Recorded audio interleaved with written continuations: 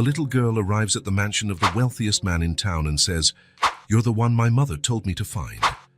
When he discovers the reason, he's left speechless and everyone begins to cry. The doorbell rang at 9 in the evening. Richard Calloway frowned. He wasn't expecting anyone. He set his glass of whiskey on the coffee table and walked across the marble floor of the entrance hall. His reflection multiplied in the mirrors adorning the walls, revealing a tall 50-year-old man with grey hair at the temples and impeccable posture in his Italian suit. The doorbell rang again, more insistently. Richard hated surprises. They rarely brought good news. In his experience as CEO of Calloway Enterprises, the unexpected meant problems. He turned the doorknob and opened the door. No one. Richard looked to both sides, confused. The mansion's garden was silent and dark, lit only by the ornamental lampposts lining the circular driveway. Then he lowered his gaze. A small child stared at him with large brown eyes. A girl of about 6, dark hair tied into 2 simple braids, wearing a faded red coat and holding a unicorn backpack. In her right hand, a folded piece of paper. "May I help you?" Richard asked, unable to hide the surprise in his voice. The little girl didn't respond immediately. Her eyes were examining every detail of Richard's face, as if searching for something familiar. "You're the one my mother told me to find," she finally said, her voice small but determined. A strange chill went through Richard. "Your mother? Who is your mother?" The girl held out the folded paper. "My name is Emily Hudson. My mother's name is Clara." Clara Hudson. That name hit Richard like a punch to the stomach. He felt the air leave his lungs as memories flooded his mind. Clara, wavy brown hair, a radiant smile, eyes that seemed to read his soul. Clara, the summer romance that had ended abruptly 8 years ago. Clara, whom he had deliberately left behind when the company began to take off. "You're Clara's daughter." The words came out uneven. Emily nodded. "Mom's in the hospital. She's very sick and couldn't take care of me anymore." Her childish voice held a seriousness no child should ever know. "She said you could help me." Richard took the paper with trembling fingers and unfolded it. Clara's delicate, familiar handwriting covered the page. "Richard, if you're reading this, it means Emily found you. I know it's a shock, and I'm so sorry for that. I never wanted to show up in your life this way, but I have no choice. I have terminal cancer. The doctors have given me weeks, maybe days. Emily has no one but you. I know it's unfair to ask this after so long, but she is your daughter, Richard. Look at her and you'll see. Please, don't abandon her like you did me. Clara." The last words looked blurred, as if tears had fallen on the paper. Richard lifted his gaze from the note and studied the girl's face. How had he not noticed before? The shape of her chin, the crease between her eyebrows.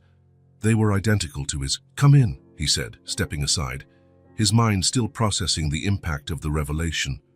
Emily entered timidly, her footsteps almost inaudible on the cold floor. She looked around, her eyes wide at the size and grandeur of the foyer. "Your house is pretty," she murmured, clutching her backpack to her chest. Richard closed the door, trying to organize his thoughts. He needed to call his lawyer, verify all this, find out which hospital Clara was in. But the little girl in front of him, huddled and tired, needed immediate attention. "Are you hungry?" he asked, surprising even himself with the question. Emily nodded. "I haven't eaten since lunchtime. The social worker brought me straight from the hospital." "Social worker?" "She dropped me off at the gate. She said I should ring the doorbell and give you the note," Emily explained as if it were the most normal procedure. "She's waiting in the car, out there." Richard walked to the window and saw a black car parked across the street. Someone watched the mansion from the driver's seat. He turned back to Emily, who was now looking at the floor. "I need a home," she said quietly, the words coming out as a whisper. "Mom said you might be my dad." The simplicity of that statement hit Richard like no other. In his 50 years, no one had ever needed him in that way. People wanted his money, his influence, his power, but never just him. "Let's talk in the kitchen," Richard said, guiding her down the hallway. "I have sandwiches and milk. Then I'll call to speak with your mother." Emily followed in silence. In the brighter light of the stainless steel kitchen, Richard could see the dark circles under the girl's eyes and the tear stains on her cheeks. While opening the fridge, he glanced at Emily, who settled on a tall stool by the kitchen island. She placed her backpack beside her and pulled a worn teddy bear from the side pocket. "This is Mr. Buttons," she explained, noticing Richard's look. "He's sad too, because Mum is sick." Richard felt something strange tighten in his chest. He placed the milk and sandwich ingredients on the counter, trying to ignore the feeling. He had built an empire, negotiated billion-dollar deals, faced hostile board meetings, yet he had no idea how to handle a child, especially one who might be his daughter. A daughter. He had a daughter. As he prepared the sandwich, Richard watched Emily from the corner of his eye. She whispered softly to the teddy bear, talking about the huge house and the serious man who might be her dad. At that moment, looking at the small, solitary figure sitting in his pristine kitchen, Richard Calloway knew his orderly, predictable life had just ended forever.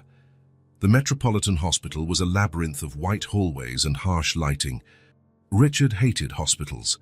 The antiseptic smell, the muted sounds of conversations and machinery, the constant sense that life and death were vying for space. He had left Emily with his housekeeper, Mrs. Parker, a middle-aged woman who, despite her surprise, agreed to watch the girl while he handled urgent matters. He hadn't mentioned those matters involved an ex-girlfriend and the possibility he was a father. "Room 407, the receptionist informed after checking the system. "Oncology ward." Oncology. The word pressed on his chest as he walked toward the elevator. Clara had cancer, terminal according to the note. The metal doors closed, and Richard stared at his distorted reflection. He looked older than he had a few hours ago. On the 4th floor, he followed the signs until he found room 407. He hesitated in front of the slightly open door. For a moment, he considered turning back. His life was perfect as it was, organized and predictable. Clara and this child, his child, represented complications he had never planned on. "Are you going to come in or stay out there all day?" The voice, though weak, was unmistakably hers. Richard pushed the door open and entered. Clara lay on a hospital bed, her head propped on white pillows. She was thinner, far thinner than he remembered. Her face, once so full of life, now showed the sharp lines of illness. 4 tubes were attached to her arms, monitors tracking her vital signs. But her eyes, those intense brown eyes that had enchanted him 8 years ago, were the same. "Hello, Richard," she said. "How you still know how to make a dramatic entrance?" He took a few steps toward the bed, unsure what to do. "Clara?" "Emily found you then," she commented, adjusting herself slightly on the pillows. "I told her you lived in a big house on the hill. You always wanted to live up there, didn't you? To see the whole town at your feet." There was something in the way she spoke, no bitterness, just stating facts, that made Richard feel even worse. "Why didn't you tell me?" His words came out harsher than he intended. "About Emily. She's my daughter, isn't she?" Clara looked at him for a long moment. "Yes, she's your daughter." Richard pulled up a chair and sat down, his head spinning. 6 years, Clara. 6 years, and you never thought it was important to let me know I have a daughter." "And what would you have done?" she asked, her voice calm. "Back then, you were building your empire. The last thing you told me was that you didn't have space in your life for distractions, that you needed to focus." His own words came back to haunt him. He really had said that on their last night together. Clara had mentioned wanting something more serious, maybe starting a family someday, and he had completely dismissed the idea. "I had the right to know," he insisted more quietly. "Maybe." Clara nodded slightly. "But Emily had the right to grow up without feeling like a burden to her father."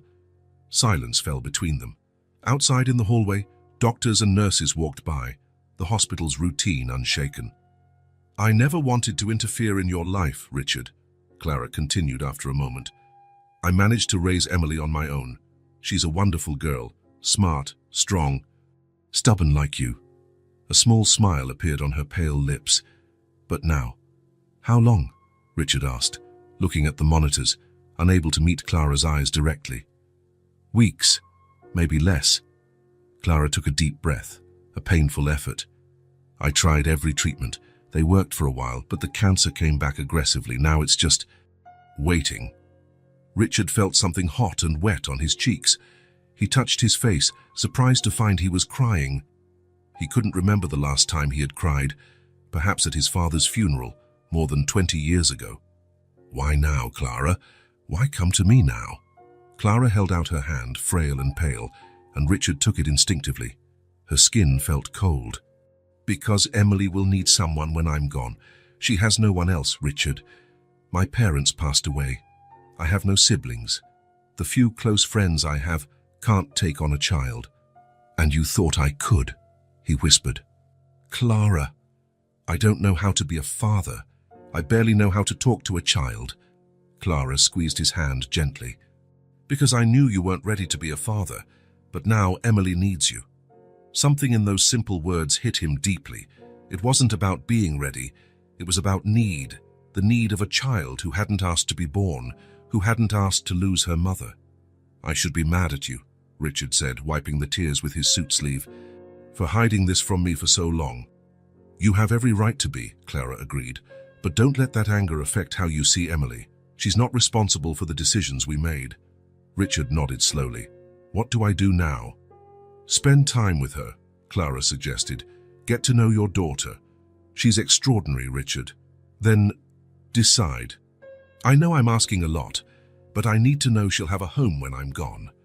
The reality of the situation sank in. Clara was dying. Emily would be left without a mother, and he had to decide whether to take responsibility for a child he barely knew. "What if I can't?" he asked, voice trembling. Clara closed her eyes for a moment. When she opened them again, there was determination in them. "Then help find a good family for her, someone who will love her and take care of her as she deserves." She hesitated. "But please, give yourselves a chance, Richard." A nurse entered the room, interrupting. "Time for your medication, Mrs. Hudson, and visiting hours are almost over." Richard stood reluctantly. "I'll come back tomorrow," he promised, uncertain if that was what Clara wanted. She nodded, her gaze conveying more than words could. "Emily likes bedtime stories, and she's afraid of the dark. Leave a small light on." They were practical details, things a father should know. Richard stored them in his mind, feeling the weight of his new responsibility. "Take care, Clara," he said, stepping away from the bed. "Richard," she called when he was almost at the door. "Thank you for coming." He left the room without responding, a knot in his throat preventing any words. In the hospital corridor, he leaned against the wall, closed his eyes, and took a deep breath. His world had crumbled in less than 24 hours. Stepping out into the chilly night, Richard Calloway carried more than just the weight of his own secrets and decisions.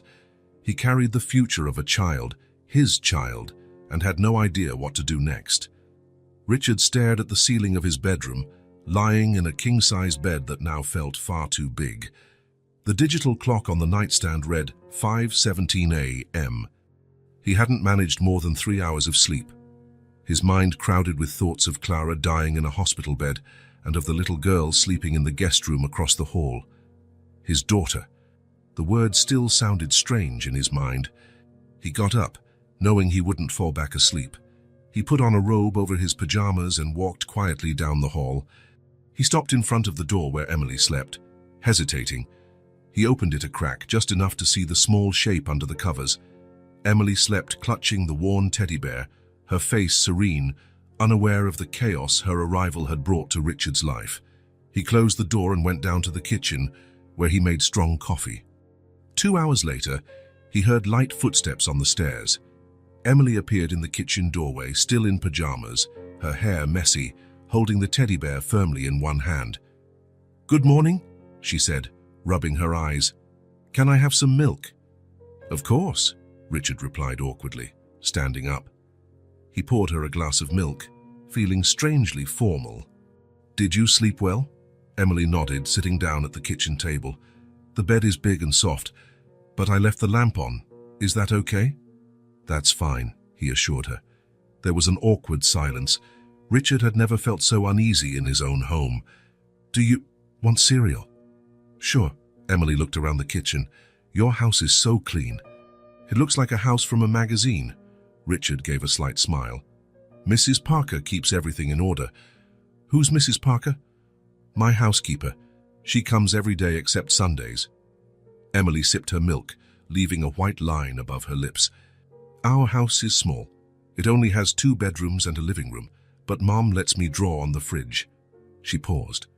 Can I draw on your fridge? The question caught Richard off guard. Maybe we can find some paper for you to draw on. Okay. Emily shrugged, now looking at the kitchen window that opened onto the garden. You have a pool. Can I swim in it? I'm not sure, Richard began, but stopped. What could he say? That it wasn't safe? That he didn't want to be bothered? That he was afraid she'd drown? Maybe later. First you need breakfast. After breakfast, Emily asked to explore the house. Richard agreed, keeping his distance as she wandered from room to room. He noticed how she looked at everything with wonder, especially the artwork and expensive decorative items. What's that? She asked, pointing to a modern sculpture in the foyer. Contemporary art, Richard answered, realizing how pretentious it sounded immediately. Emily tilted her head. Looks like giant spaghetti. Richard couldn't help but smile. You know, I've always thought the same thing. The morning passed with Emily exploring every corner of the mansion, asking endless questions. For Richard, who had lived in silence for years, the child's constant curiosity was both exhausting and strangely refreshing. How many bedrooms are there? 7. Why? Do you have a lot of guests? Actually, no. Then why do you need so many bedrooms? Richard had no answer. He had never questioned the need for so much space for just one person. It was simply what people at his level bought, mansions with too many rooms and empty hallways. Early in the afternoon, he had to make some work calls. He asked Mrs. Parker to keep an eye on Emily, but the girl insisted on staying close to him. She sat quietly on the office couch with a few books Richard found in the library, books he hadn't realized he owned. He tried to focus on work, but his attention kept drifting to the small figure on the couch, now flipping through an illustrated book, moving her lips as she tried to read some words. Do you work all the time? She asked, catching him watching her. Most of the time, yes. Mum works a lot too. She's a nurse, or she was before she got sick. Emily closed the book. Are you going to see her today? Can I come? Richard hesitated. Yes, we'll go later. Right now, I need to finish these calls. The truth was he'd been putting off returning to the hospital. Every minute spent with Emily made it more real that soon she would be his full responsibility. The thought terrified him. The next morning, Richard woke to noises coming from the kitchen. Alarmed, he hurried downstairs, thinking an intruder might have broken in. Instead, he found Emily standing on a stool by the stove, surrounded by an impressive mess. Eggs broken on the floor, flour scattered over the counter, a puddle of spilled milk, and a smell of something burning. What are you doing? He asked, astonished. Emily turned around, her face smeared with flour and a radiant smile. Surprise! I'm making pancakes for you, like Mom does on special days. Richard surveyed the scene, the pristine kitchen now a culinary disaster zone. Emily held a spatula too large for her small hands, trying to flip something unrecognizable in the pan. It's almost done, she assured him. I just wasn't sure if I was supposed to put the eggshell in or not. Richard didn't know how to react at first. His initial impulse was annoyance, the mess, the waste, the invasion of his neat space. But then he saw the hopeful look in Emily's eyes, the way she'd tried so hard to do something special for him. Let me help, he said, surprising himself. He moved closer and took the spatula. Pancakes can be tricky. Maybe we should start with something simpler. You're not mad? She asked, biting her lip. No, he replied, realizing it was true. But next time, tell me before using the stove, okay? It can be dangerous. Together, they cleaned up the mess and made a simple breakfast. Richard showed Emily how to crack eggs properly and measure ingredients. It was the first time he'd cooked with anyone since Clara, years ago.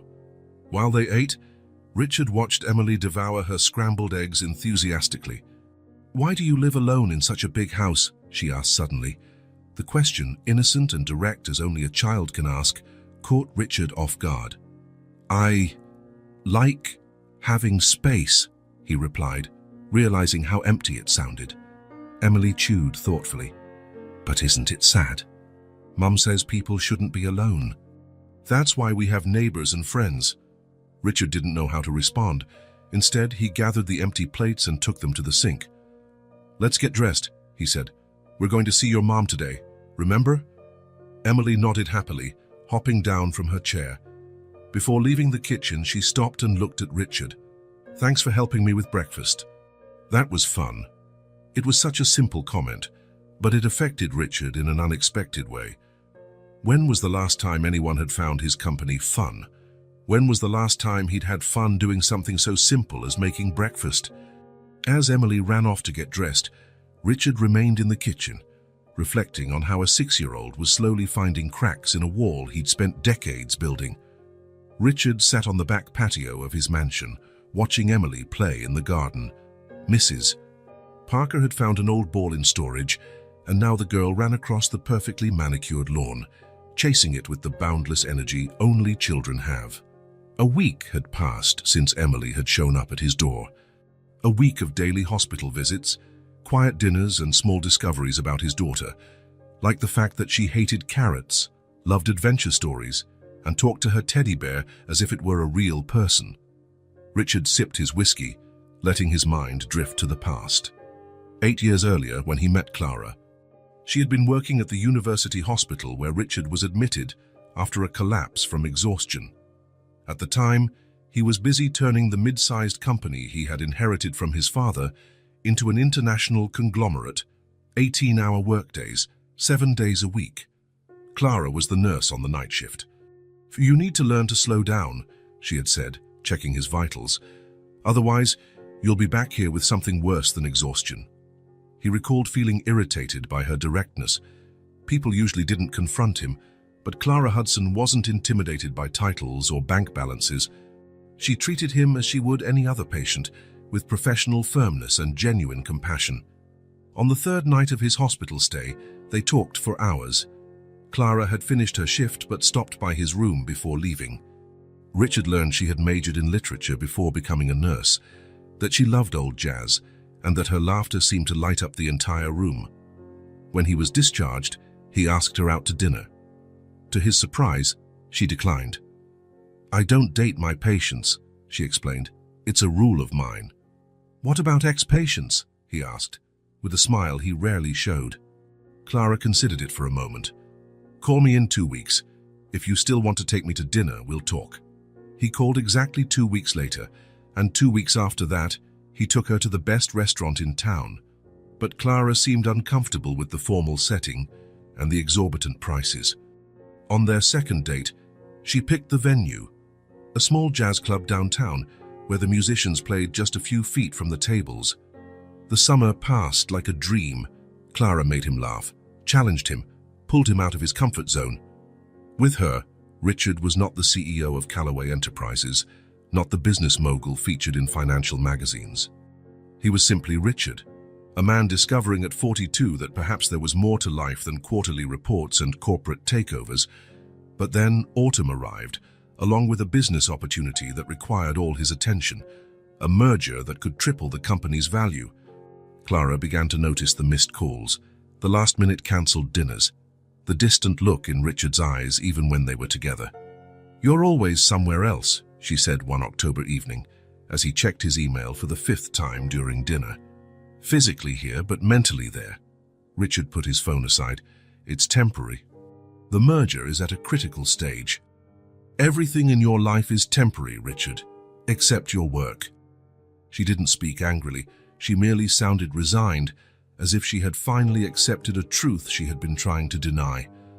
A week later, Clara spoke about the future, maybe marriage someday, maybe children. That was when Richard said the words that now haunted him. "I don't have room in my life for distractions right now. I need to focus on what's important." The look on Clara's face that night, the way her smile vanished, how her eyes lost their shine, was etched into his memory. "I see," she said, rising from the table. "I hope you find what you're looking for, Richard. I truly do." That was the last time he saw her, until now. "Richard, you seem far away." The voice of Jonathan's, his personal assistant for over 10 years, brought him back to the present.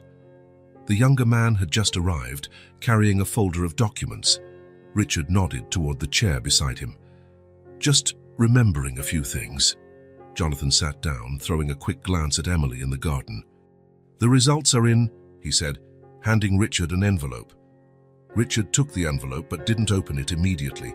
3 days ago, at his lawyer's urging, he had requested a DNA test, a formality, the lawyer insisted, necessary for establishing paternity legally, in case the worst happened. "Do you want me to step out?" Jonathan asked, noticing his hesitation. "No." Richard opened the envelope and took out the official paper. His eyes scanned the medical jargon until they found the result.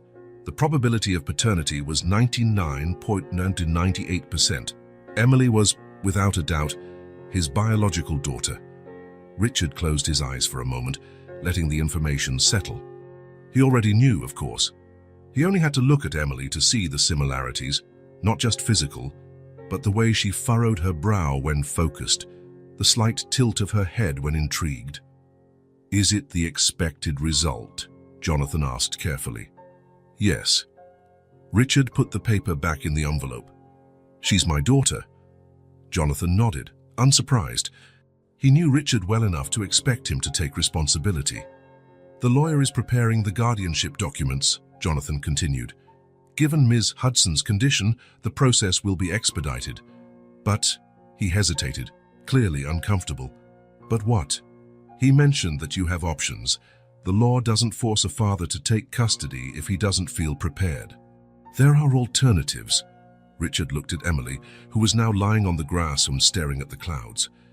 "What sort of alternatives?" "Well, Ms. Hudson listed an aunt in her medical records, someone named Margaret Fisher, who lives in Seattle. They're not close, and from what I understand, but she is a relative. The lawyer suggested that if you prefer, we can contact her." The idea of sending Emily to live with a distant aunt she barely knew squeezed Richard's chest, and Aunt Clara hadn't considered close enough to be her first option. "Or there's the adoption system," Jonathan continued, his professional tone contrasting with the delicate subject. "Young children like Emily are usually adopted quickly, especially since she's, well, healthy and without behavioral issues." Richard raised his hand, stopping him. The thought of Emily in the foster care system, waiting for strangers to take her in, was unbearable. "Just prepare the guardianship papers," he said, more brusquely than intended. Jonathan nodded, putting away the documents. "Richard," he said, hesitant, "may I speak frankly?" "When do you not?" A small smile appeared on the assistant's face. "I've known you for over a decade. I've seen you build an empire. You've closed deals others thought impossible. But you're not sure I can take care of a child," Richard finished. "That's not it," Jonathan corrected. "It's that you've always prioritized things you can measure and control. Spreadsheets, profit margins, stocks, things you can maneuver with your brilliant mind." He paused. "A child isn't like that. There's no manual, no guaranteed strategy." Richard watched Emily, who was now standing and running after a butterfly. "I'm aware," he said. "Maybe that's exactly why I'm hesitant." "Hesitant or afraid?" Richard shot Jonathan a sharp look. He wasn't used to being challenged, especially by employees, but Jonathan occupied a peculiar role somewhere between assistant and confidant. If anyone could speak truth to Richard Calloway, it was him. "Both," Richard admitted. "I don't know how to be a father. I never wanted to be a father." "With all due respect, sir, I think the real problem isn't that," Jonathan said, leaning slightly forward. "The problem is that you're afraid of failure. In your life, you've only allowed yourself to do things you were sure you'd excel at, carefully calculating every risk." The words hit Richard hard. It was true. He had built his life and career by choosing battles he knew he could win, calculating every move meticulously. "What if I fail her?" he whispered. "If I'm not the father she needs?" Jonathan offered a small smile. "This might be the first time you have something more precious than money, something you can't control with business strategies. And that's terrifying." Richard studied his assistant, surprised by the insight. It was exactly that. Emily represented a type of risk he'd never faced before, the risk of loving someone unconditionally and still failing. "She looks like her mother," Richard commented. watching Emily, who was now approaching with something in her hands. "I'd say she has a lot of you, too," Jonathan replied, standing up. The same determination in her eyes. Emily arrived, cupping her hands. "Look what I found," she exclaimed, opening them to reveal a small ladybug. "Can I keep it?" Richard exchanged glances with Jonathan. "Wild creatures should stay in nature, Emily. But we can build a little house for it in the garden, if you like." Emily's eyes lit up. "Really?" "Sure, Jonathan can help us find the materials." Richard stood. "Go put the ladybug back in the grass, and then we can start." As Emily ran back to the garden, Jonathan turned to Richard. "For someone who doesn't know how to be a father, you seem to be doing just fine," he observed. "It was just a simple answer about a ladybug," Richard said, looking away. "That's how it begins," Jonathan replied, with a knowing smile. "Small answers to small questions. Small decisions that eventually become big ones." After Jonathan left, Richard returned to his office. There was work piling up, emails unanswered, calls to return. But instead of opening his laptop, he found himself at the window, watching Emily in the garden, now helping Mrs. Parker pick flowers. He picked up the DNA test results, reading them again. The clinical, precise language confirmed what his heart already knew.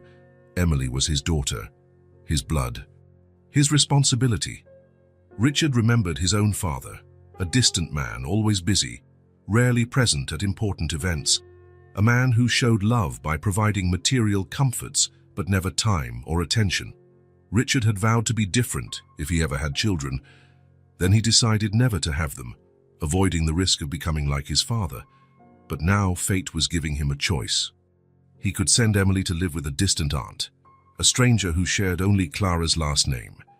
He could justify it as being best for the girl, growing up in a real family, with someone who knew how to care for children. Or he could try. He could face his fear of failure, his fear of repeating his father's mistakes. He could give Emily a home, not just a big, luxurious house, but a true home.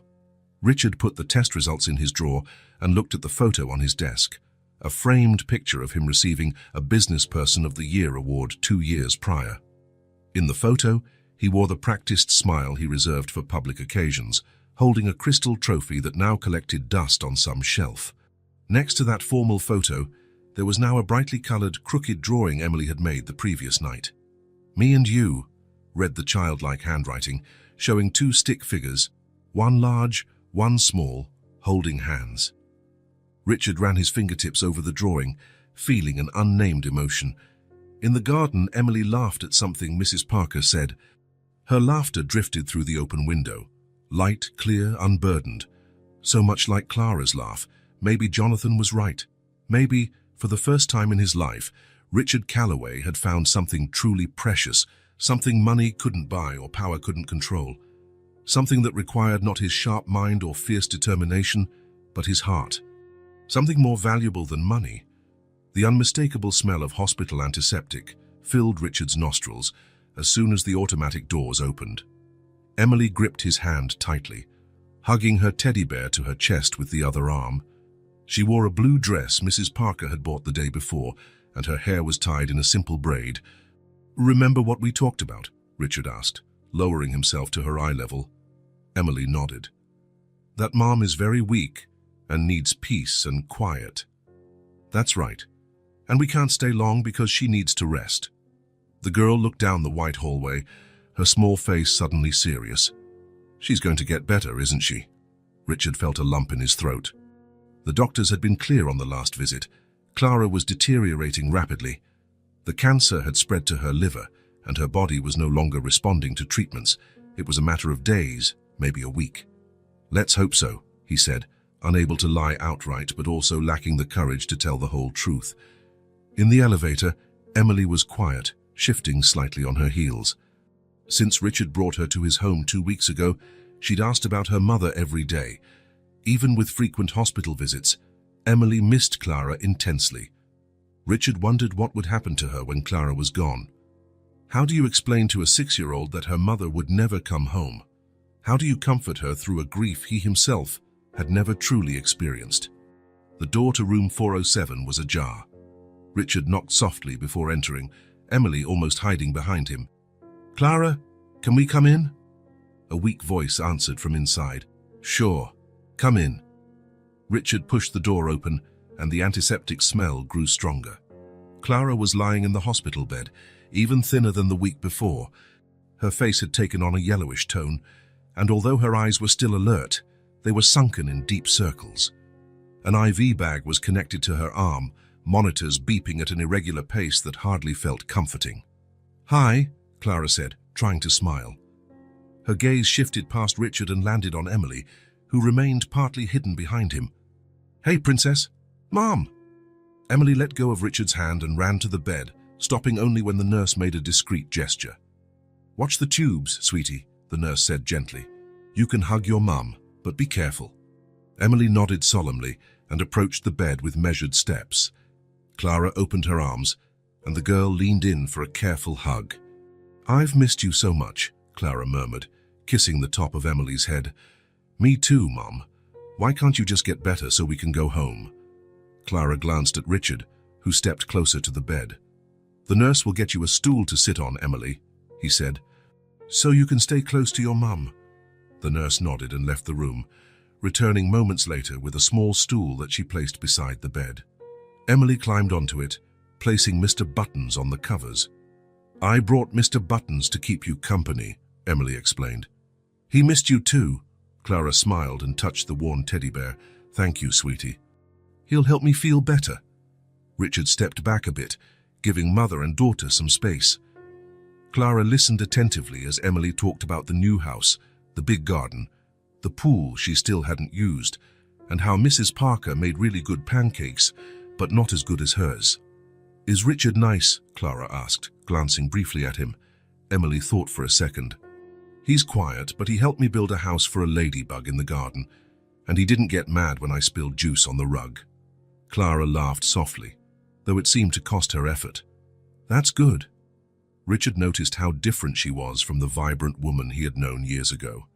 The illness had stolen not only her health, but also that lively energy she once radiated. Still, when Clara looked at Emily, her eyes regained some of their old glow. After about 20 minutes of conversation, Clara began to show signs of exhaustion. Her breathing grew heavier, and she closed her eyes for a few moments. "Emily," Richard said, "how about going to the cafeteria to buy some juice?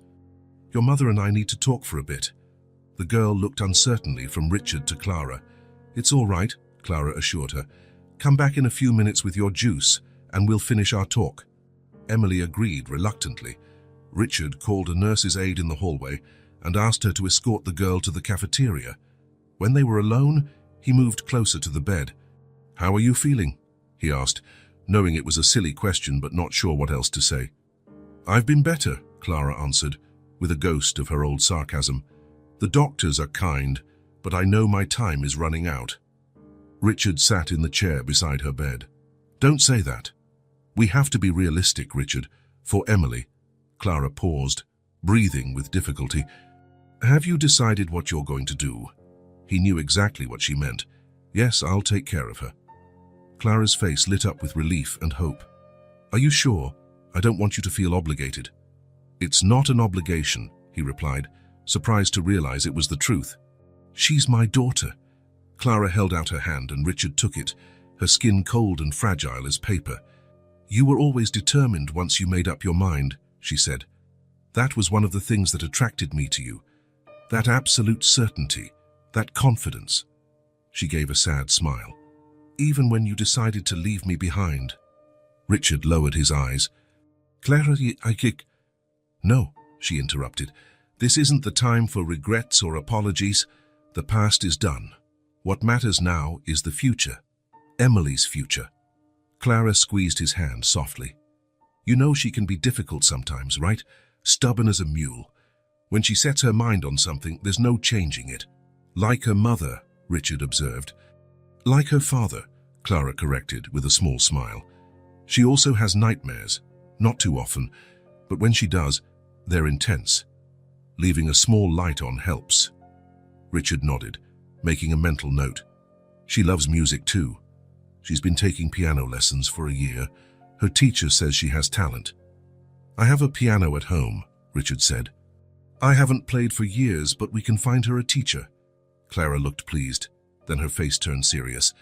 Richard, I know I made a mistake not telling you about her. I was hurt and selfish. I thought I was protecting Emily, but maybe I was also punishing you for leaving me. She took a deep breath. I'm sorry for that. It doesn't matter anymore, he replied. It does matter, because now you have a chance to do things differently, to choose your daughter above everything else. Tears filled Clara's eyes. Despite our mistakes, yours and mine, you have the chance to make it right now. Please, don't waste it. Before Richard could answer, Emily returned, holding a cup of orange juice carefully. Her eyes darted between the two adults, as if trying to gauge the emotional temperature of the room.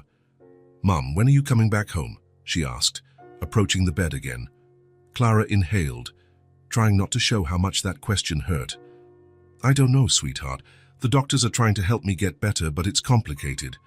But you will get better, right? You promised you'd come see me dance at the school show next month. Richard saw the effort it took Clara not to cry. He, too, felt a tightening in his chest at Emily's innocence, her inability to grasp the gravity of the situation. Emily, Clara spoke gently, sometimes people get too sick, and not even the best doctors can make them better. The girl furrowed her brow. But you're strong. You always say we're strong. Yes, we are, Clara smiled, touching her daughter's cheek. But some battles can't be won, no matter how hard we try. Emily clung to her mother's arm, tears pooling in her eyes. I don't want you to stay in the hospital. I want you at home, making pancakes and reading stories. Clara hugged her daughter with what little strength she had, looking over Emily's head at Richard, a silent plea in her eyes. He stepped forward and placed a hand on Emily's shoulder. Your mom needs rest now, Emily. We can come back tomorrow. No. The girl clung more tightly to her mother. I want to stay here. Emily, Clara said firmly, though her voice was weak. Be a good girl for Richard, okay? It'll help me get better. Reluctantly, Emily pulled away, silent tears rolling down her face. Promise you'll get better. Clara looked at her daughter, a battle of emotions in her eyes. I promise I'll try with all my strength. A nurse entered, announcing the end of visiting hours and that Clara needed to rest. Richard took Emily's hand. See you tomorrow, Mum, the girl said, reluctant to leave. See you tomorrow, my love. Clara kissed her forehead. Be a good girl. Richard exchanged one last look with Clara before leaving. So much remained unsaid between them, so many things that might never be resolved. But in that look was a mutual understanding, a silent commitment that, regardless of the past, Emily's future would be their priority. In the car, Emily was quiet, clutching Mr. Buttons. Richard drove slowly, struggling to find words of comfort, but none seemed adequate. She's not going to get better, is she? Emily asked suddenly, her small voice breaking the silence of the car. Richard felt the impact of the question. The girl was more perceptive than she appeared. He considered lying, saying everything would be fine, but something stopped him. I don't know, Emily, he answered honestly. The doctors are doing their best. She nodded, as though she already knew the answer. If she doesn't get better, can I stay with you? The direct, vulnerable question hit him hard. Yes, you'll always have a place with me. When they got home, Emily refused dinner. She went straight to the guest room, closing the door behind her. Richard respected her space, knowing she needed to process everything in her own way. Hours later, while working in his office, he heard a muffled sound coming from Emily's room. He walked to the door and listened. She was crying, not the dramatic crying of a tantrum, but deep, wrenching sobs. Richard hesitated, his hand on the doorknob. What could he say? How could he comfort a pain so profound? He'd never been good with emotions, always preferring practical solutions to tangible problems. Finally, he opened the door. Emily lay curled up on the bed, hugging Mr. Buttons, her small body shaking with sobs. Emily? He called softly. She looked at him, her face red and wet with tears. I want my mom, she said, her voice choked by crying. Richard sat on the edge of the bed, unsure of what to do. Hesitantly, He reached out and touched her shoulder. To his surprise, Emily threw herself into his arms, burying her face in his chest. "I'm scared," she confessed through sobs. "I'm scared Mum won't come home." Richard held her, feeling his heart constrict with the child's pain. He realized there were no words for this. No phrase could diminish the anguish of a child fearing the loss of her mother. Instead of talking, he just held her. He rearranged himself on the bed, leaning against the headboard, and let Emily cry in his arms. Occasionally, he stroked her hair or rubbed gentle circles on her back, the way he remembered his own mother doing when he was small. Minutes turned into hours. Emily's crying eventually subsided, but she refused to let go of Richard. He stayed there, his muscles stiffening from the awkward position, resisting the urge to move. At some point during the night, Emily finally fell asleep, exhausted by her tears. Richard could have gotten up then, gone to his own room or back to his work, but he didn't. He remained there, watching his daughter's sleeping face, tears still drying on her cheeks, her chest rising and falling in a soft rhythm. In that moment, Richard understood something all his years of business success had not taught him. Sometimes the most important thing you can give someone is simply your presence. There were no magic solutions for Emily's pain, no words to make everything better, but there was him, imperfect, inexperienced, scared, yet present. And maybe, just maybe, that was enough for now. Richard closed his eyes, still holding Emily in his arms, and for the first time in a long while, allowed himself to fully feel the vulnerability of the moment.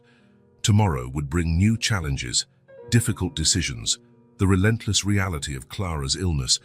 But for now, tonight, he was just a father comforting his daughter. And somehow, that felt like the most important thing he'd ever done. The phone rang at 6 in the morning. Richard was in his private gym in the mansion's basement, trying to burn off the tension of the past few weeks by running on the treadmill. He slowed down, panting, and grabbed his cell phone from the side shelf. The hospital's number. His stomach sank. "Hello? Mr. Calloway?" Dr. Peterson, Clara's oncologist, sounded somber. "I'm sorry to call so early, but there was a change in Miss Hudson's condition overnight." Richard stopped the treadmill completely, steadying himself with one hand on the machine.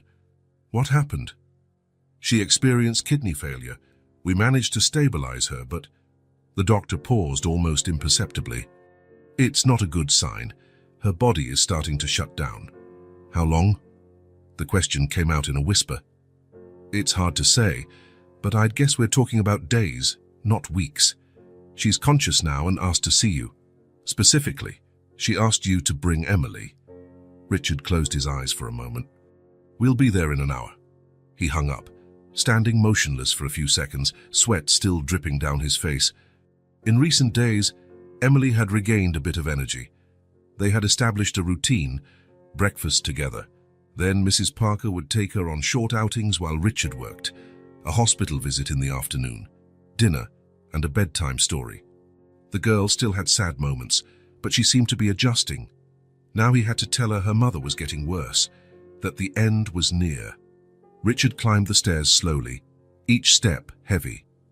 He took a quick shower and dressed simply, jeans and a blue shirt. This wasn't a day for suits. He stopped outside Emily's door, took a deep breath, and knocked softly. "Emily, are you awake?" No response. He opened the door a crack. The girl was still asleep, hugging Mr. Buttons tightly, a small lamp providing soft light in the room. Richard sat on the edge of the bed and gently touched her shoulder. "Emily, wake up. We need to talk." She opened her eyes slowly, blinking away sleep. "Is it time to get up?" "Yes," Richard tried to keep his voice steady. "We have to visit your mom earlier today. The doctor called." Emily sat up immediately, fully awake. "Is Mom worse?" Richard hesitated. How could he explain? "She's a bit weaker today. She wants to see us." The girl jumped out of bed and ran to the closet. "I'll get dressed really fast." "Emily," he didn't know how to prepare her. "Your mom might look different today, more tired. I want you to be ready for that." She stopped, a sock in her hand, and looked at him with eyes that seemed far older than her 6 years. "I know, she's dying, isn't she?" The direct question hit him like a punch. The doctors are doing what they can. Emily nodded, as if that non-answer was enough confirmation. I'll wear the yellow dress she likes. 40 minutes later, they were in the car. Emily insisted on bringing not just Mr. Buttons, but also a drawing she had made the night before. A colorful picture of her, Clara and Richard, all holding hands under a bright smiling sun. It's for her to put next to the bed, Emily explained, so she can look at it when she's alone. The hospital seemed colder and more desolate that morning. They went straight up to Clara's room, where a nurse waited by the door. She's conscious but very weak, the nurse said in a low voice. Please try not to tire her out. Richard nodded and took Emily's hand, which she squeezed with surprising strength. Upon entering the room, the impact was immediate. Clara was almost unrecognizable. Her face, once merely thin, was now gaunt. Her skin pulled tight over bone, her lips dry and pale. Tubes and more tubes connected to her body, monitors beeping in a pattern too irregular to be reassuring. Emily froze at the door, trembling. Richard felt it, too. Hello, Clara said, her voice barely a raspy whisper. Her eyes, however, remained alert, focused on her daughter. Come here, my love. Emily glanced at Richard, as though asking for permission or courage. He gently nodded, and she walked over to the bed, still holding his hand. I brought a drawing, the girl said, lifting the colorful paper. It's the three of us.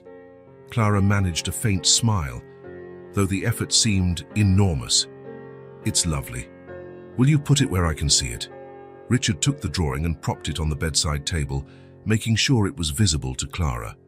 She watched, then turned her gaze back to Emily. Come closer, she asked. I want to see you properly. Emily let go of Richard's hand and moved nearer to the bed. Clara raised a trembling hand and touched her daughter's face. You're the most beautiful thing I ever made, she said, tears streaming down her hollow cheeks. The most important thing. Don't cry, Mom, Emily pleaded, her own voice breaking.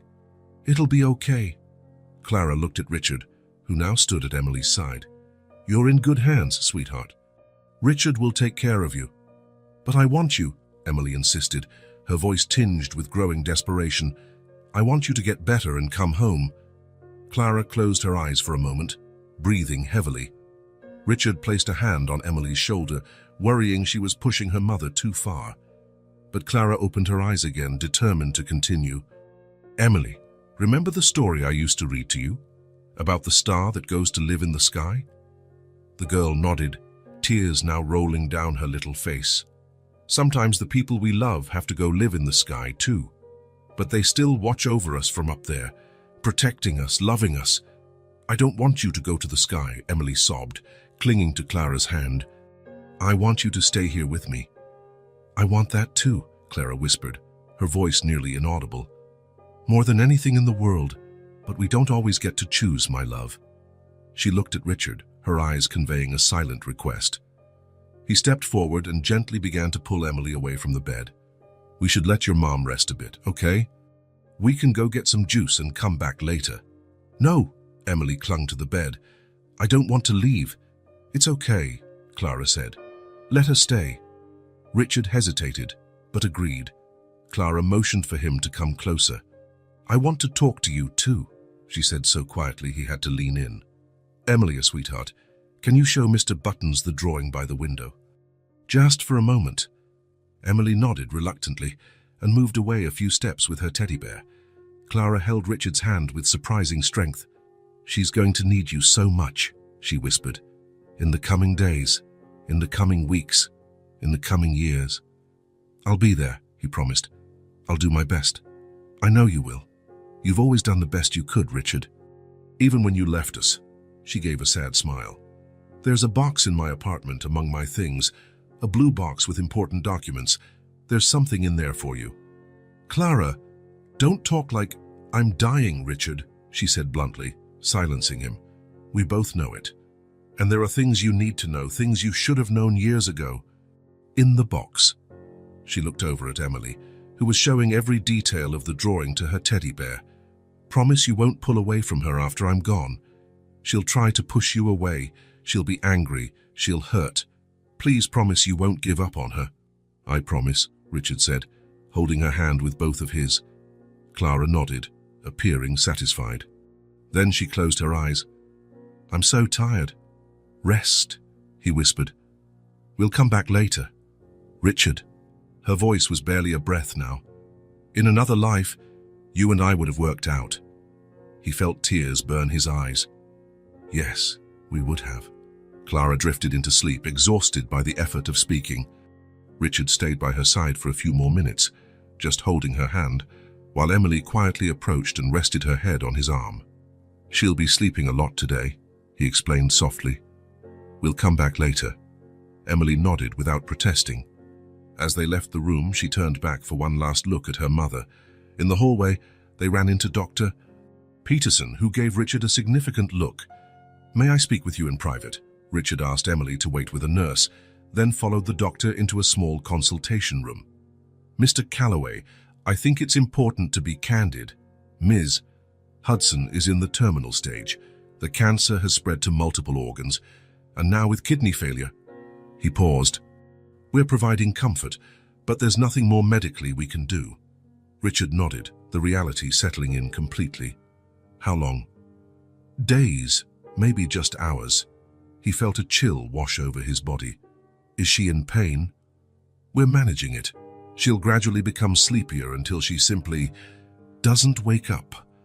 The doctor placed a hand on his shoulder. "I'm sorry." Richard thanked him mechanically and returned to the hallway, where Emily waited. She looked at him, and he knew, somehow, she understood what was happening. "Let's go home," he said, extending his hand. "We'll come back later to see if your mom's awake." But Clara didn't wake that day, nor the next. She slipped into a coma in the early hours of the third day after that visit and passed away the following evening. Quietly, while Richard sat by her bed. Emily wasn't there. He had just taken her home after spending hours at the hospital. The girl was exhausted, and Clara had shown no signs of consciousness for 2 days. A nurse noticed first, coming in to check the vital signs. "I'm sorry, Mr. Calloway, she's gone." Richard remained seated for several minutes, holding Clara's hand as it began to cool. He couldn't cry, couldn't move. He thought of everything that might have been, every choice that led to this moment. What followed was a blur. Doctors confirming the death, paperwork to be signed, funeral arrangements to be made. Richard went through the motions like an automaton. All he really worried about was how to tell Emily. When he arrived home, it was after midnight. Mrs. Parker was waiting in the living room, a concerned look on her face. "Emily's asleep," she told him. "I finally got her to drink some chamomile tea and lie down." "Clara passed away," Richard said, the words sounding as though they belonged to someone else. Mrs. Parker put a hand over her mouth. "Oh my God, that poor girl." She hesitated. "How will you tell her?" Richard shook his head. "I don't know, but it has to be tomorrow. I can't let her find out any other way." He climbed the stairs slowly and paused at Emily's door, opening it just a crack to confirm she was asleep. Her face looked peaceful in slumber, unaware of the devastating loss she had just suffered. Richard went to his own room but couldn't sleep. He sat in an armchair by the window, gazing at the starry sky, wondering if Clara was really out there somewhere, as she had told Emily. The next morning, he entered Emily's room before she woke up. He sat on the edge of the bed and waited. When she opened her eyes and saw him sitting there silently, something in his face must have conveyed the news, because she sat up immediately. "Mom," she asked, her voice small and frightened. Richard swallowed hard. "Emily, I have something very sad to tell you." He took a deep breath. "Your mom passed away last night." She wasn't in any pain. It was like falling asleep. Emily remained frozen for a long moment, as though she hadn't understood. Then, slowly, tears began streaming down her face. No sobs, no screams, just silent tears that seemed to come from the depths of her soul. Richard pulled her close, and she didn't resist. She hugged him with all her strength, burying her face in his chest. "Did she go to heaven?" she finally asked, her voice muffled in his shirt. "Yes," he answered without hesitation. "She went to heaven." Emily cried for a long time until she fell asleep again in Richard's arms. He laid her down gently and stayed by her side, watching her restless sleep. The days that followed were hazy. The funeral was small and simple, just as Clara would have wanted. Emily refused to speak throughout the entire service, clinging to Richard's hand as though it were her only anchor in a world that had just collapsed. When they returned home, Emily went straight to her room and closed the door. She refused to come out for dinner. She refused breakfast the next day, and the next, and the next. Mrs. Parker left trays of food outside her door 3 times a day, but they were mostly untouched. Emily had lost weight, and the dark circles under her eyes revealed sleepless nights. Richard tried talking to her through the door, but she rarely answered. On the 4th day after the funeral, Richard was in his office, trying to focus on work emails, when Jonathan knocked on the door. "Ms. Hudson's personal belongings arrived from the hospital," he reported, "and there are also some boxes from her apartment. The social worker arranged it all." Richard nodded. "Put them in the downstairs guest room, please." "I'll go through them later." Jonathan hesitated. "If I might suggest, maybe some of her mother's belongings could help Emily feel more connected. Something familiar, something that still smells like her." Richard considered the idea. "You're right. I'll see what I can find." That night, after yet another failed attempt at getting Emily to come out of her room, Richard went through Clara's possessions. There weren't many: clothes, some books, a small collection of jazz CDs, a few makeup items, a whole life reduced to a handful of boxes.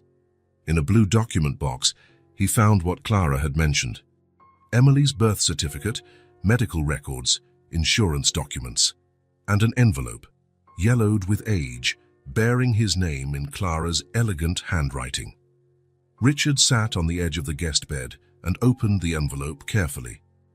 The letter was dated 8 years ago, just a few months after their breakup. "Dear Richard, if you're reading this, it means something happened to me and Emily is now in your care. There's a lot you don't know, and that I should have told you before. When we broke up, I was already 2 months pregnant. I didn't know it yet, or maybe I chose not to know. I discovered it weeks later, and my first reaction was to call you.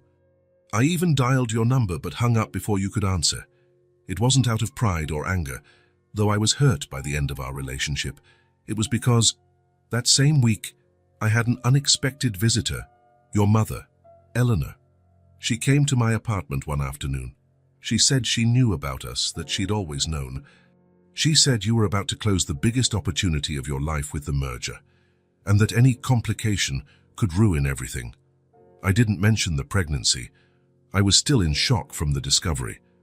But somehow, she suspected. If you really love him, you'll let him go his own way, she told me. Richard wasn't born to be a family man. He was born to run empires. I confronted her, said that you had the right to know, to choose. She laughed and replied, "He's already chosen, dear." He said there was no room in his life for distractions. Those words, your words, hit me deeply. Maybe because, deep down, I feared they were true. That you really saw our love and the possibility of a family as distractions from your real purpose. Eleanor offered me money to go away, to start over somewhere else. I refused, of course. I left town not because of her, but because I needed to think, to decide what to do. When Emily was born, I almost called you again. Many times over the years, I almost looked for you. But whenever I thought of doing it, I remembered your priorities, your ambition, and I wondered if you would really have space in your life for us. Now that I'm gone, you need to know the whole truth. Not so you'll resent your mother, but so you'll understand that things aren't always as they seem. Sometimes the people we love most make decisions for us, believing they know what's best. Please, don't make the same mistake with Emily. Don't let others decide what's important in your life. Don't let ambition or fear or someone else's opinion determine how much you'll allow yourself to love her. Emily is the best of both of us. I hope that, in getting to know her, you'll discover a part of yourself you never knew existed. With love, even after everything, Clara. Richard let the letter fall into his lap, stunned. His mother had interfered. She had convinced Clara not to tell him about the pregnancy. She had manipulated their lives based on her own convictions of what was best for him. Anger rose in his throat, hot and bitter. Not just anger at his mother, but at himself, for being so predictable, so easily manipulated, for giving Eleanor the ammunition she used against Clara, his own words about distractions and priorities. Without thinking, he picked up the phone and dialed his mother's number.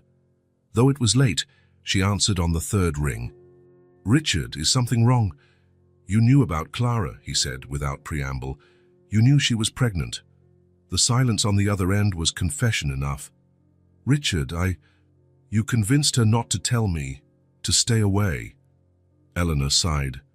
"I did what I thought was best for you. That merger was crucial, and you were so close to achieving everything you'd always dreamed of. A girl and a baby would have ruined it."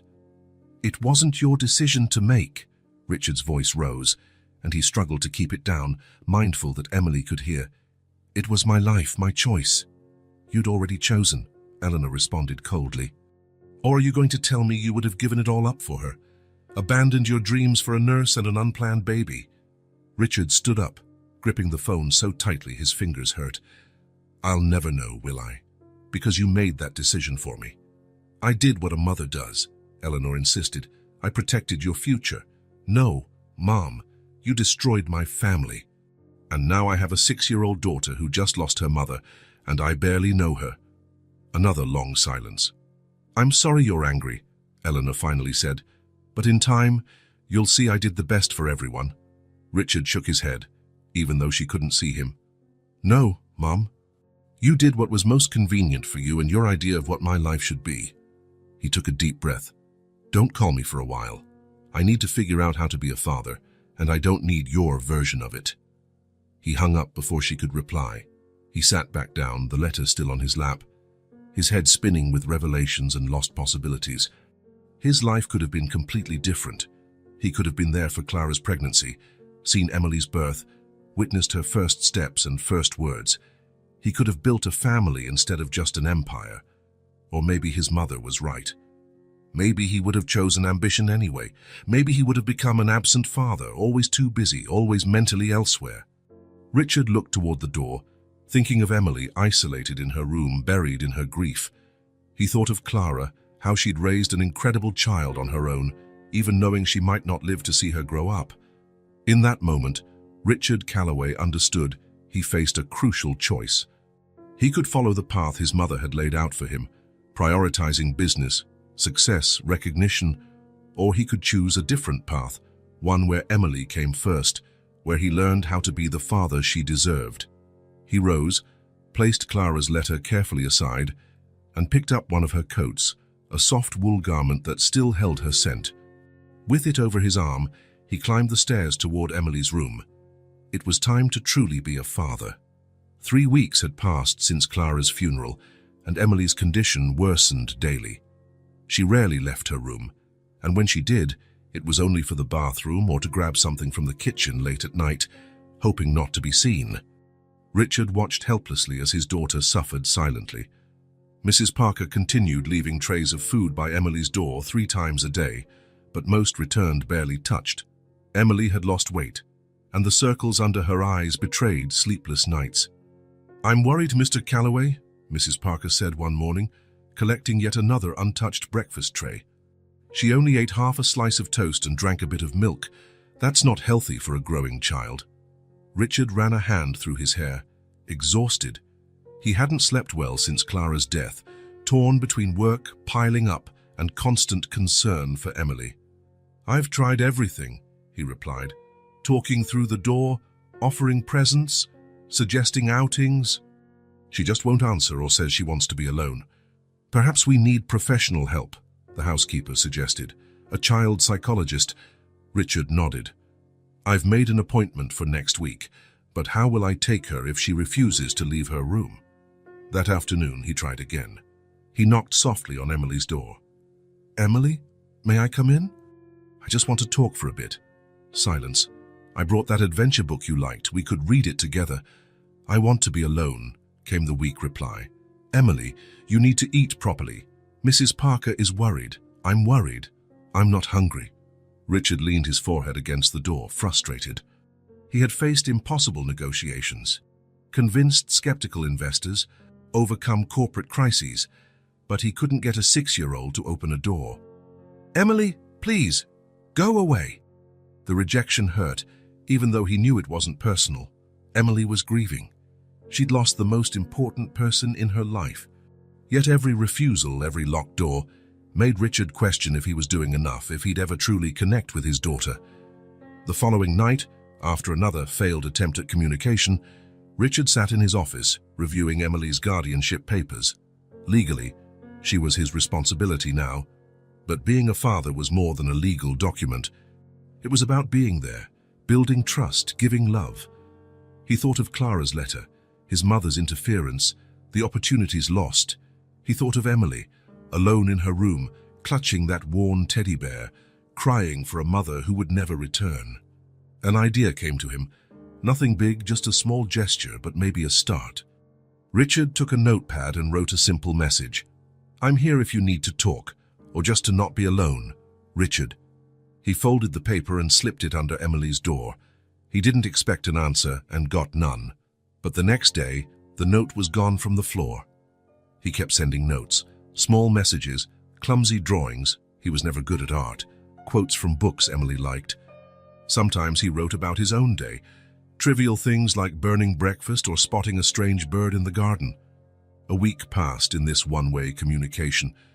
Mrs. Parker noticed Emily began eating a little more, not much, but enough to calm immediate worries about her physical health. "The notes are working," the housekeeper remarked, surprised by the simplicity of the approach. Richard wasn't so sure. Emily still didn't talk to him, still didn't leave her room except when necessary. One particularly hard night, after hearing Emily cry for hours, Richard couldn't take it anymore. He grabbed a pillow and blanket from his room and sat in the hallway, leaning against her door. "Emily," he called softly, "I know you're awake. I know you're crying." The crying stopped abruptly, replaced by tense silence. "I'm not asking you to open the door," he continued. "I'm not asking you to talk to me. I just want you to know I'm here." Richard took a deep breath, the next words coming directly from his heart. "I know it hurts, but you're not alone." Silence lasted so long, Richard thought she'd fallen asleep. But then a small, fragile voice responded, "Everybody leaves." Those 3 simple words carried a world of pain. Richard closed his eyes, feeling the weight of Emily's fear.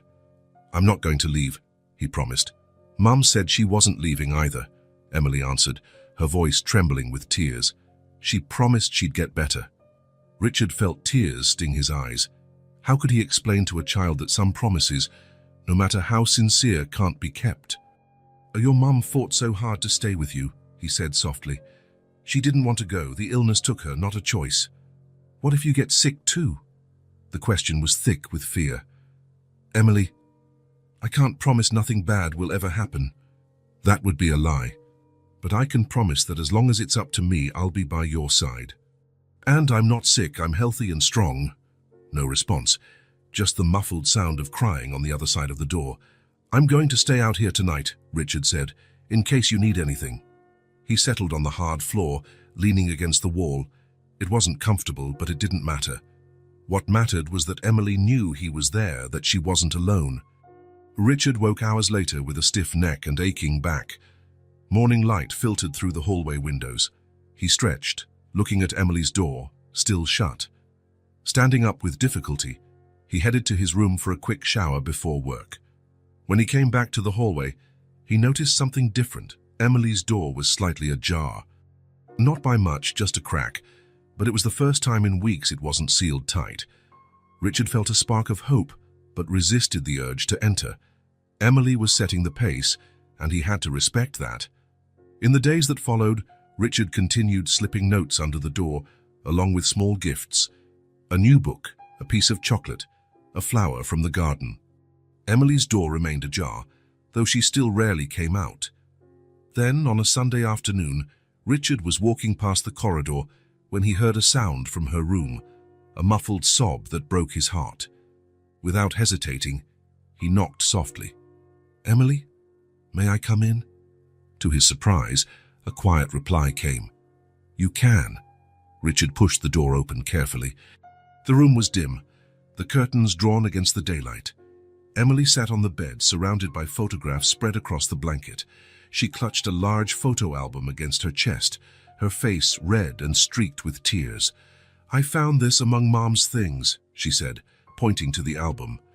"They're pictures from when I was a baby." Richard approached cautiously and sat on the edge of the bed. "May I see?" Emily hesitated for a moment, then handed him the album. Richard opened it gently, as if holding something infinitely precious. The first page showed Clara in the hospital, holding a newborn baby. She looked exhausted, but her smile radiated pure happiness. The caption read, "Emily Hudson, 7 ladies, 19 inches. The happiest day of my life." Richard felt a lump in his throat. This was a moment he'd never witnessed, the beginning of his daughter's life. "That was the day I was born," Emily said, watching his reaction. "Mom said I cried so much the nurse got worried." Richard smiled, imagining the scene. "You always did have a strong personality, huh?" Turning the pages, they saw Emily growing up. Her first bath, her first smile, her first steps, birthdays, Christmases, ordinary days captured by Clara's camera. In every photo, the love between mother and daughter was clear and overwhelming. "This was from a picnic in the park," Emily explained, pointing to a photo of her around 4, smiling with an ice cream-smeared face. "Mom let me have 2 ice creams that day because I got a good grade at school." Richard listened carefully, soaking up every story, every memory shared. It was like truly meeting his daughter for the first time through these windows into her past. "She never told me you were my dad," Emily said after a few pages, "but she had a picture of you in her drawer. I saw it once." The comment caught Richard off guard. "What did she say about me?" "That you were very busy and important. That maybe one day I'd meet you." Emily looked at him directly for the first time. She wasn't angry when I asked about you, just sad. Richard felt a wave of guilt, mixed with enormous gratitude that Clara had never turned Emily against him, even though she had every right to feel hurt. They continued flipping through the album, with Richard asking questions and Emily explaining the photos in impressive detail for a child her age. It was clear these memories were her treasures, her anchors in a world that had crumbled. On the album's last page, there was a recent photo of Clara and Emily together, smiling in front of a blossoming tree. From Clara's appearance, it must have been taken shortly before her health sharply declined. Emily touched her mother's face in the picture, and fresh tears started to roll down her cheeks. "I miss her so much," she whispered. Richard couldn't hold back his own tears anymore. "I miss her too," he admitted, surprising himself with the truth of it. Emily looked at him, confused. "But you weren't together for a long time." "No, but your mom was special. She showed me things about life I never noticed before." Richard closed the album gently.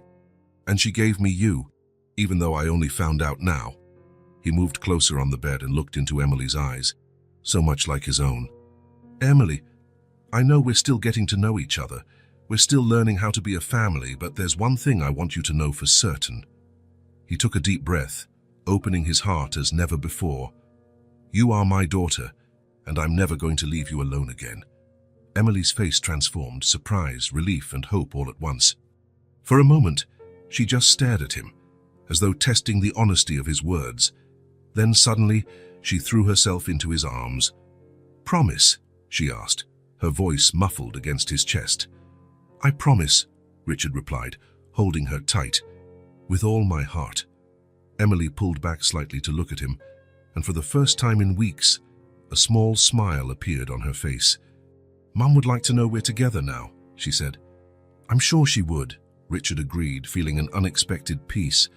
"I'm sure she's happy for us, wherever she is." Emily nodded solemnly, then snuggled back into his arms. He held her, amazed at how something so simple could feel so deeply right. In that moment, sitting in the dimly lit room with his daughter finally in his arms, Richard Calloway understood the true meaning of home. It wasn't the luxurious mansion, nor the material possessions he had amassed through years of hard work. Home was this embrace, this trust, this fragile new love blossoming between father and daughter. Emily had finally found in him the father she had always longed for, and Richard, without realizing it until that moment, had found something he hadn't even known he was searching for, a chance at redemption, unconditional love, family. The morning was bright when Richard arrived at his office at Callaway Enterprises. Walking through the corridor, he noticed how the employees looked at him curiously. In the past months, the once feared CEO had become almost unrecognizable. He smiled more, spoke kindly, and, most surprising of all, left work on time. Richard entered his office where Jonathan was already waiting with the day's schedule and a cup of coffee. "Good morning," the assistant greeted. "How was Emily's presentation yesterday?" Richard smiled, opening the folder with pride. "She won first place at the science fair. She built a volcano that actually erupted. We made a huge mess in the kitchen preparing the mixture, but it was worth every second." "Impressive," Jonathan observed, watching his boss closely. "I remember when you cancelled a dinner with the Japanese Prime Minister because the board meeting ran late. Now you're missing meetings to make baking soda volcanoes." Richard shrugged without the slightest regret. "Priorities change." "Indeed," Jonathan agreed with a smile. "The board is waiting in the conference room. They want to discuss the restructuring you proposed." Richard nodded, gathering a few documents. He took a deep breath, preparing for what would surely be a tough meeting. In the past 6 months, he had initiated sweeping changes in the company: shorter work hours, 2 days of remote work a week, an on-site daycare, extended paternity leave. "They're going to push back," he commented, placing papers in his briefcase. "Of course they will," Jonathan said, "but you've faced tougher situations." Richard smiled, thinking how convincing Emily to eat broccoli could be more challenging than any corporate negotiation. In the conference room, serious faces greeted him. Men and women in impeccable suits, many who had built their careers sacrificing personal life in the name of professional success, exactly as Richard had done for decades. "Good morning, everyone," he began, taking his seat at the head of the table. "I believe you've all had time to review the proposals I sent last week." "We have," replied Marcus Winters, the oldest board member. "Frankly, Richard, many of us are worried. These changes mean significant costs and a break from the culture that built this company's success." Richard nodded, not rattled. "I understand your concern. That's why I brought some data I'd like to share." He launched his presentation on the screen.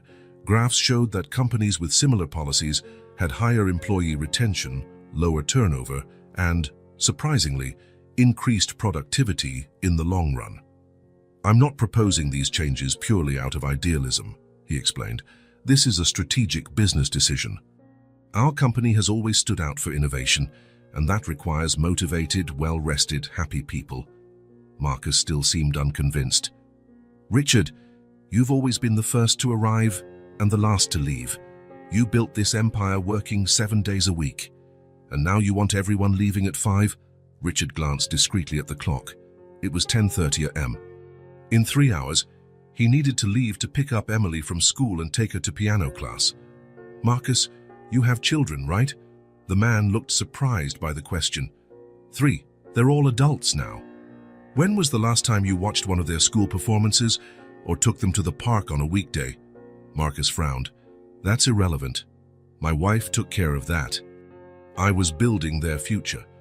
Richard smiled sympathetically. "I used to think exactly like that. I believed professional success and money were the greatest legacy I could leave." He paused. "I found out I was wrong." The room fell silent. Richard rarely talked about his personal life and never admitted being wrong. "Over the last year, I've learned that time is the most valuable resource we have, and time with the people we love can never be recovered." He turned a slide showing the company's performance from the last 6 months. "Notice that since we launched the pilot program in the marketing department, productivity went up 23%. Absenteeism dropped 47%. Employee satisfaction is at record levels." The discussion went on for another hour. Questions, objections, and concerns. Richard addressed them all with the same calm, firm tone. By the end of the meeting, most of the board seemed, if not fully convinced, at least willing to give the new policies a chance. Back in his office, Richard found Jonathan organizing some documents. "How did it go?" the assistant asked. "Better than I expected," Richard replied, putting his materials away. The board approved a 6-month trial for all the policies. Jonathan shook his head in amazement. First, you cut your own salary to fund the corporate daycare.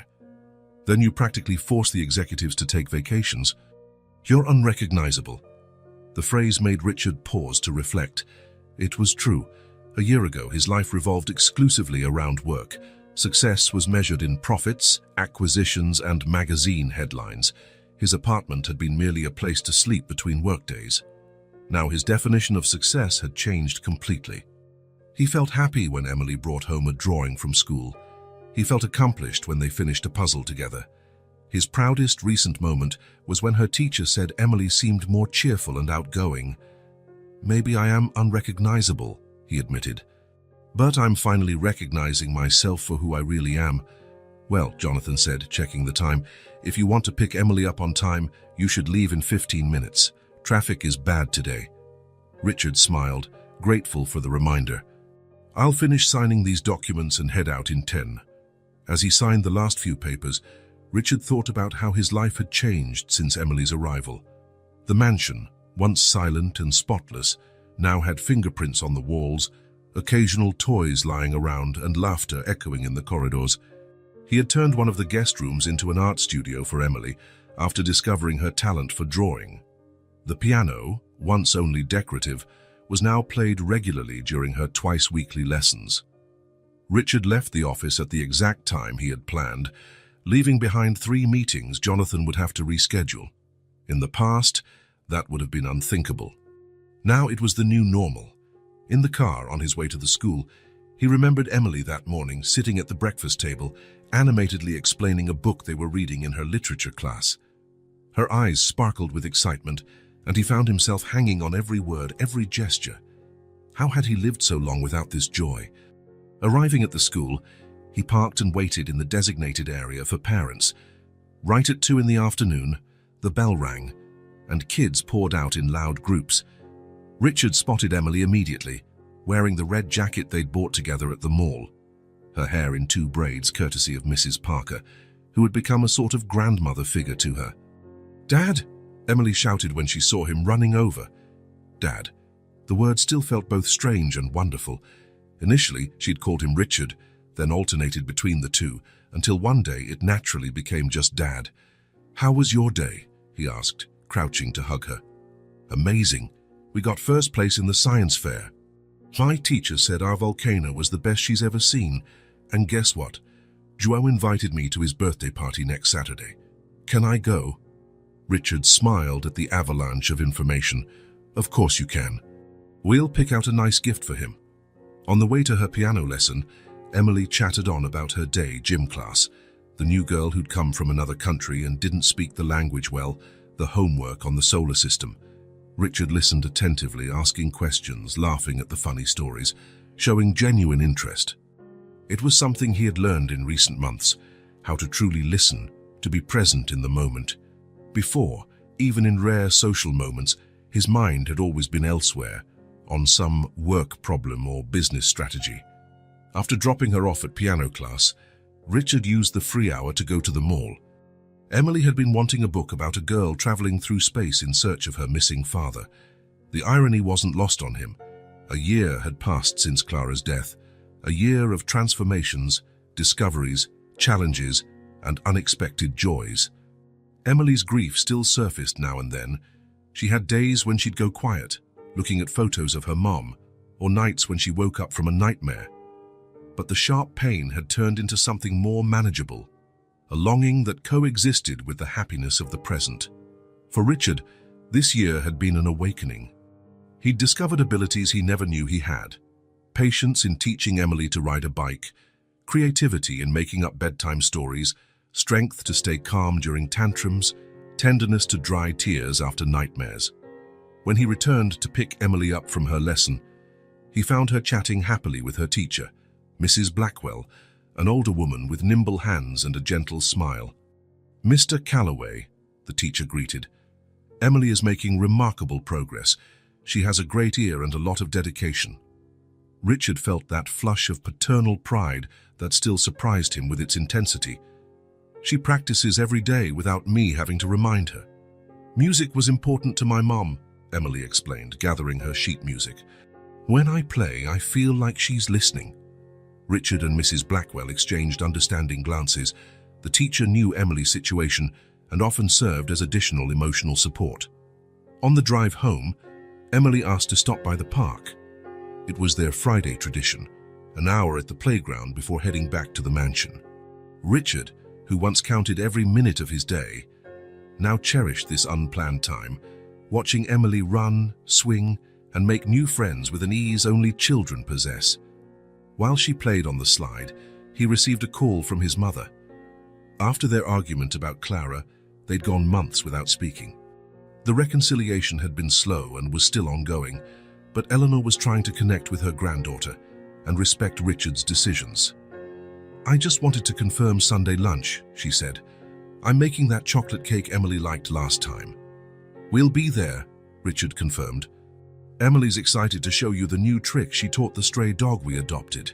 Eleanor laughed. I still can't believe you, of all people, now have a dog in your immaculate mansion. Things change, Mom, he answered, watching Emily wave at him from atop the slide. For the better. When they got home, Mrs. Parker greeted them with the smell of lasagna in the air. The housekeeper, who once maintained a strictly professional relationship with Richard, was now practically part of the family, often eating dinner with them and playing an active role in Emily's upbringing. Dinner was always Richard's favorite time of day. Sitting at the kitchen table, the formal dining room was rarely used now, they shared stories, planned for the weekend, sometimes played board games or watched a movie together.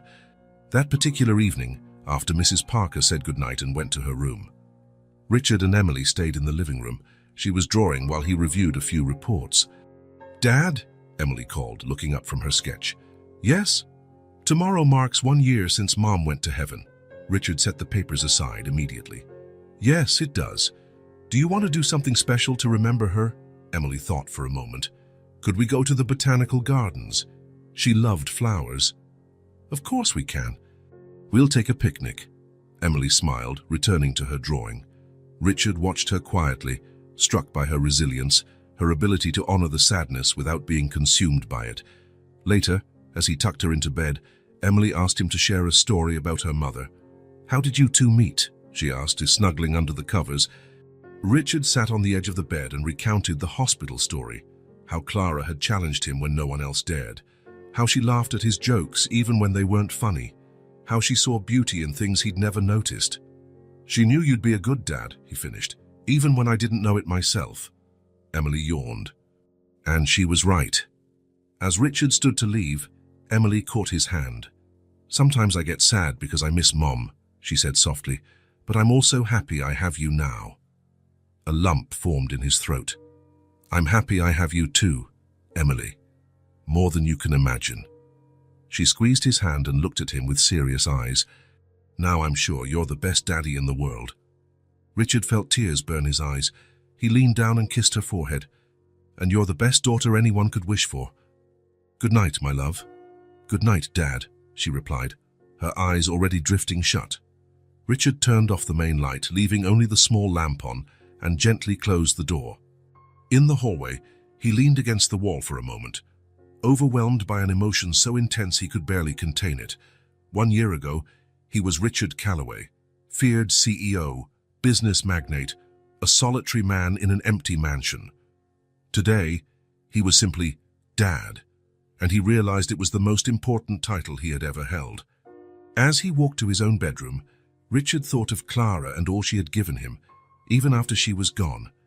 Thanks to her, he finally understood that his greatest wealth was not in his bank account or his company's shares. It was in human connections, in unconditional love, in the family he now formed with Emily.